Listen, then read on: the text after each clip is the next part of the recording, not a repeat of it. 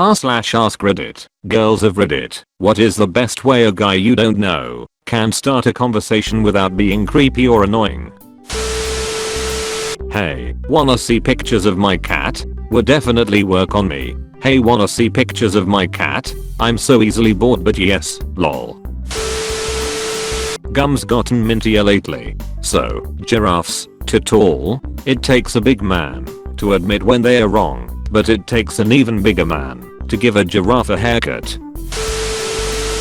Don't automatically hit on me or just assert yourself.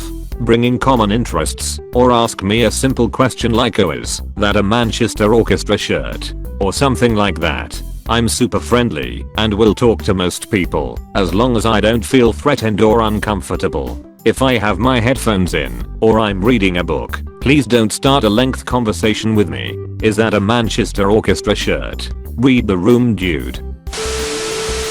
You like jazz? No, but I like jizz. Me too. Wait. Shit? Oh, it's fine. I like shit too. Keep an eye open for signs of wanting to be left alone, like wearing headphones or reading a book. Edit. Okay, so 7k upvotes and an inbox telling me I'm trash and wrong.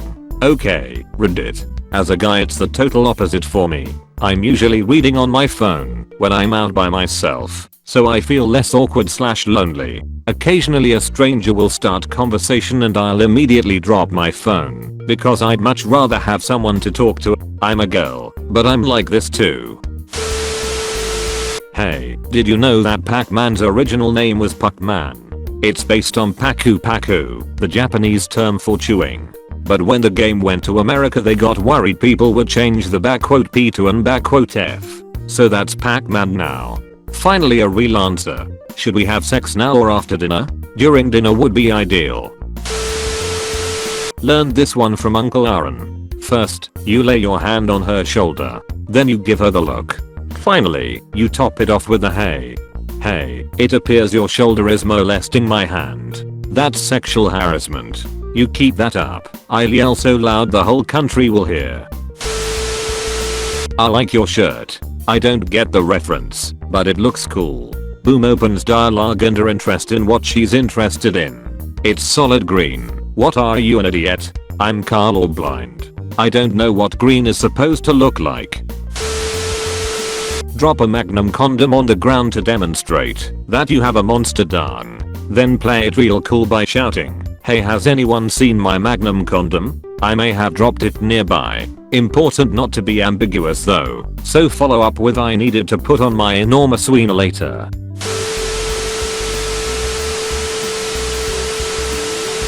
Give a genuine compliment on something small you've noticed, an accessory, personality trait, or her laugh, or try to notice something she's noticing or looking at and comment on it.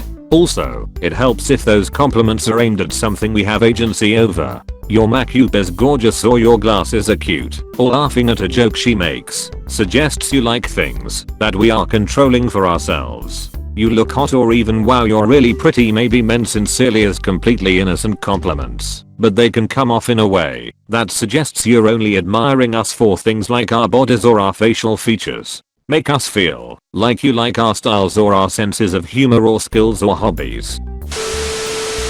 You can be proud of how intelligent you are, but don't show it off. I get that guys try to prove to me that they're super smart, but in that certain context, to a complete stranger, it comes off as patronizing and belittling. Don't dumb yourself down, but try to let the girl do most of the talking at first. Let her warm the conversation up, and give up on trying to flirt with girls who are on the job. Store attendants, waitresses, cashiers, also the gym. Just don't. I promise you, she is not into it. I promise you, she is not into it. This isn't always true. I dated the barista at my local coffee shop for a while.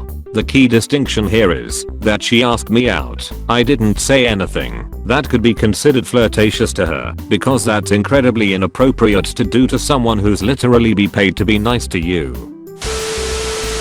I believe I once told a girl it looks busy in here as she rung me up for food. She giggled and said thank you, then turned into mush. I'd like to know what I said in her head. Whatever it was great. She thought you were attractive. Simple as. I tend to carry a book or drawing book with me, and while from time to time I sink into it and want my peace of mind, whenever I lay it down quite a lot and look around or just decide to lay it down completely for that chapter inapproachable, and I love the question what I'm reading or drawing or what book I'm carrying, I can give you a real interest and opinion, and let's go from there. I'm drawing dicks, thanks for asking. Ha ha ha. That's in the realm of possibilities.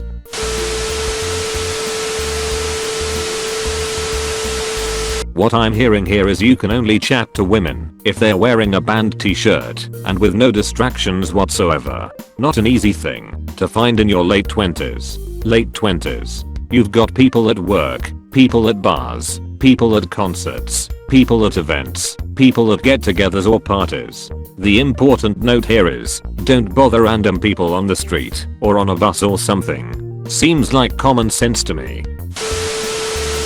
Find anything you can in common. Just bring up your common interest. Make sure you ask open-ended questions so the conversation doesn't seem forced. As long as it feels like a genuine interest, it won't come off as creepy. So do you like dissecting frogs and starting fires too? How did you know? Oh Romeo. OMG. Frog scalpel chirps, here we come. You like Huey Lewis and the News. Insert name. Their early work was a little too new wave for my tastes, but when Sports came out in '83, I think they really came into their own, commercially and artistically. The whole album has a clear, crisp sound, and a new sheen of consummate professionalism that really gives the songs a big boost. He's been compared to Elvis Costello, but I think Huey has a far more bitter, cynical sense of humor.